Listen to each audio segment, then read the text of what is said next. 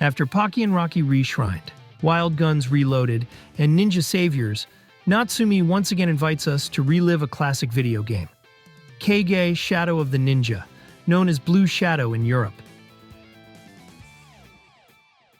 This action game, or ninja game, was released in 1990 on the Famicom and built a reputation as a solid and iconic title, despite its relative obscurity.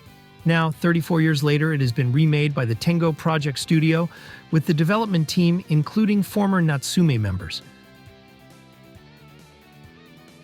By the way, this Switch version includes a full-color, multilingual manual, a rare initiative these days that deserves recognition.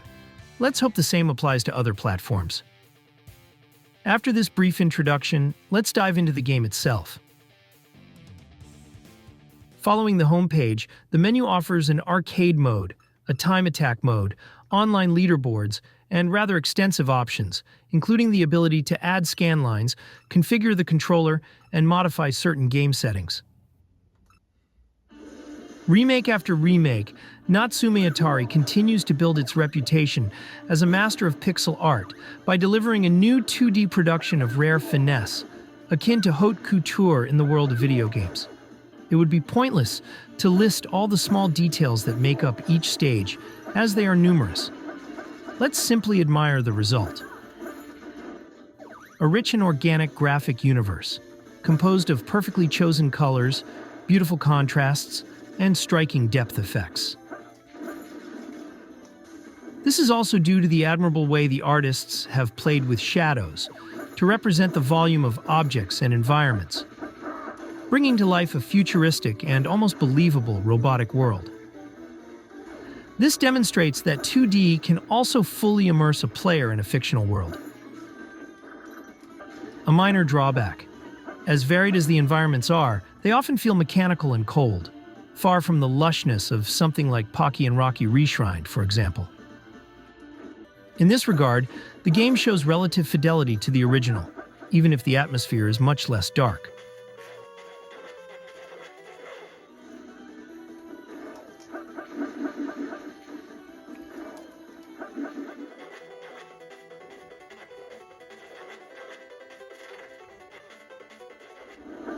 The attention to detail is perhaps even more evident in the number of animations that make up both the environments and the characters.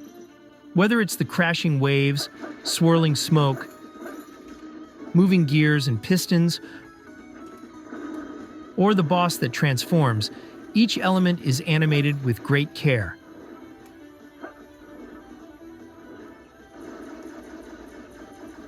Special mention goes to the animations of our two heroes, Hayate and Kaede. Their design, now more childlike compared to the NES version, is enriched with smooth and harmonious movements, reminiscent of a Studio Ghibli film. These animations also strengthen their ninja identity compared to the original version. In other words, the way their movements and attacks are depicted closely matches the image we have of real ninjas. As I anticipated in my impressions video, compared to the graphics, the soundtrack comes across as much more conventional, perhaps too much so. On the plus side, the melodies are instantly recognizable. After all, the compositions by Iku Mizutani, Natsume's star composer, are quite catchy. Unfortunately, the relatively short duration of the loops, combined with the length of the stages, means that you quickly grow tired of them, or even irritated. However, the sound effects are flawless.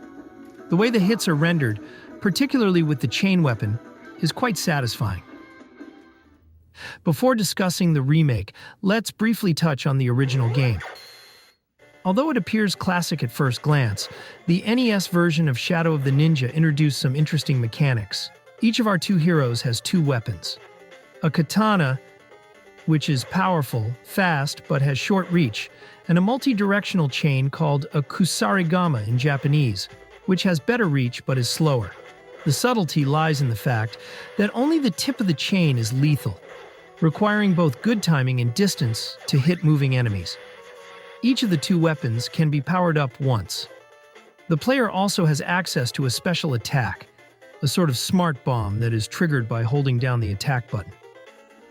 Like Pocky and Rocky Reshrined, the remake retains the original gameplay system, but enriches it to add more depth.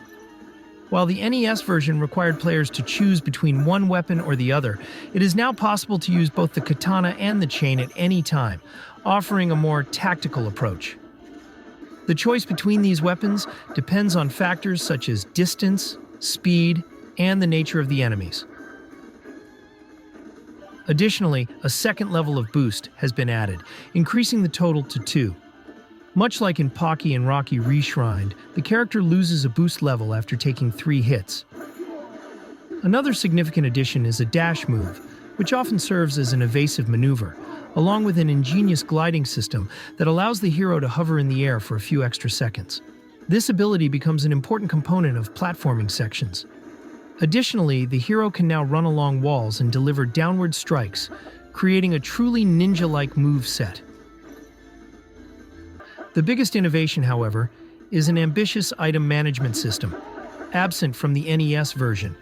Throughout the levels, various items, health pickups, and weapons are now scattered and can be stored, up to a maximum of 7. The weapons, typically in limited quantities, can be used alongside the katana and chain, selected manually. The same goes for health items.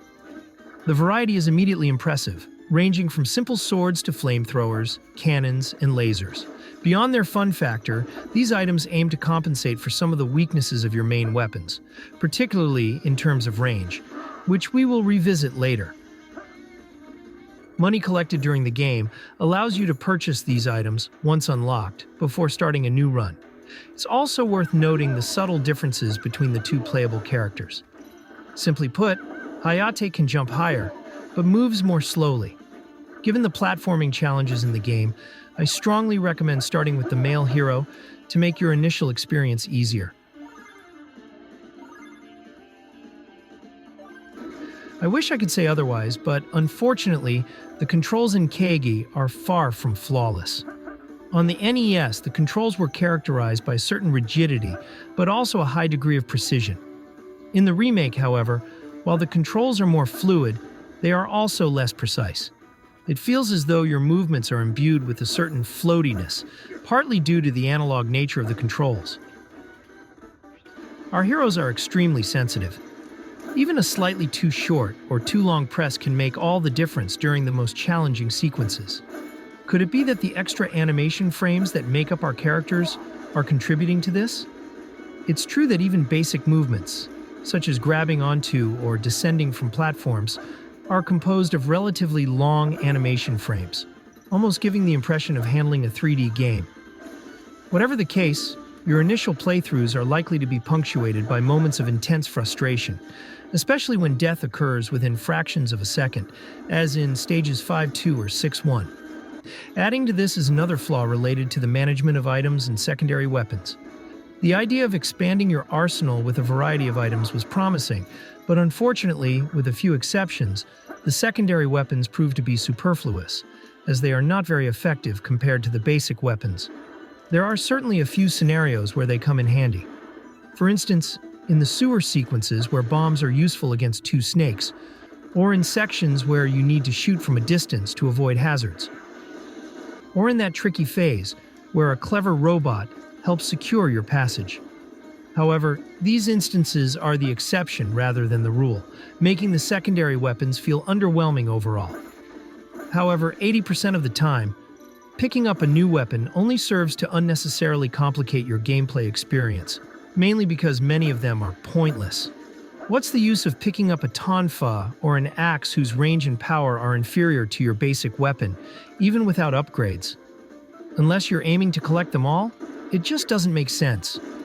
Furthermore, these weapons lack variety in their abilities. With 1 or 2 exceptions, they simply fire forward, either increasing your rate of fire, range, or power. But where are the multi-directional weapons, which would actually be useful? After a few playthroughs, you find yourself avoiding chests to prevent overloading your arsenal unnecessarily. And woe to anyone who accidentally drops a precious item into the void. Moreover, the process required to select and use an item is more than cumbersome. Not only do you have to press a button that immobilizes you, but you also need to use the directional pad to scroll through your items in real time. Even with practice, it's nearly impossible to select an item in the heat of action unless you anticipate its use, which assumes you know the game inside out. In short, much like the controls, the game is bogged down by a poorly designed item system that, in my opinion, would have been better served by a more traditional approach. When looking at the NES version, it's clear that most of its stages and bosses have been retained, but they've been reorganized, lengthened, or shortened. Some have disappeared, and new ones have been added. In essence, the remake enriches the NES version in a meaningful way, extending a phase when it merits it, or shortening it if necessary.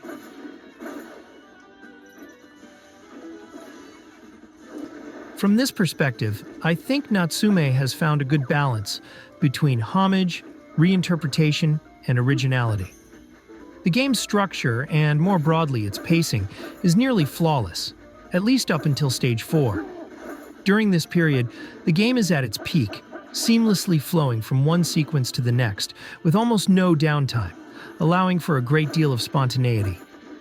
The level design never falls into the trap of being too easy, instead striking a balanced alternation between more and less intense action phases. However, from Stage 4 onward in the Forge, there is a noticeable shift. The gameplay becomes more about memorization, and advancing requires resorting to die and retry tactics. There's nothing inherently wrong with this approach, of course. The issue is that the pacing slows down and becomes choppier than necessary due to sometimes tedious and repetitive actions related to certain enemy patterns or unclear platforming phases. These demands, rather than rewarding the player after a challenging effort, end up causing frustration. This frustration is, of course, exacerbated by the gameplay issues mentioned earlier. The final phase of Stage 6-2, almost directly taken from the NES version, encapsulates all the problems previously discussed, presenting an interminable auto-scrolling platforming sequence that is sluggish and riddled with design flaws.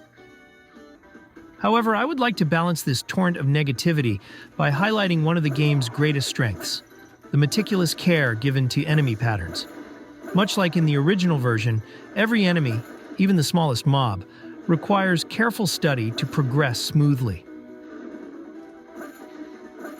This commendable attention to detail also applies to the bosses, most of whom are carried over from the NES version, but are enriched with new patterns. These patterns can be complex to master, making the boss battles engaging and interesting to fight. With its 6 levels, the content of Cage might seem rather limited. However, this would overlook the total gameplay time. Without interruptions, you're looking at around 1 hour and 15 minutes, or even 1 hour and 30 minutes, and considerably more if you lose lives, given the scarcity of checkpoints. Additionally, it's important to note that the hard mode provides an extra challenge in the form of new patterns and faster enemies.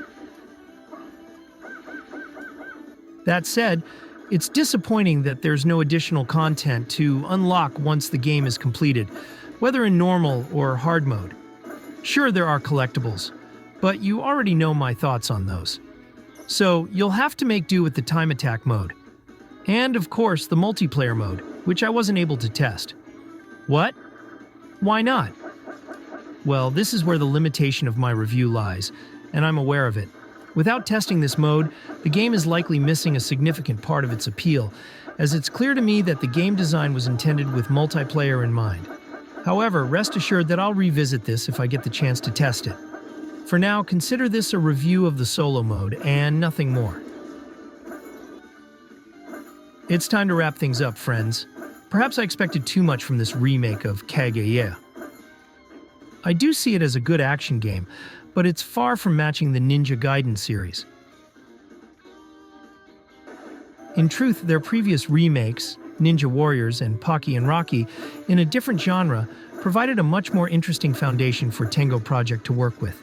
Here it's clear that Tengo Project took a somewhat too conventional approach. Even though they surpassed the original, they didn't manage to elevate it as much as I had hoped. That said, and this might seem paradoxical, this remake is still a blessing because of the overall quality of the production.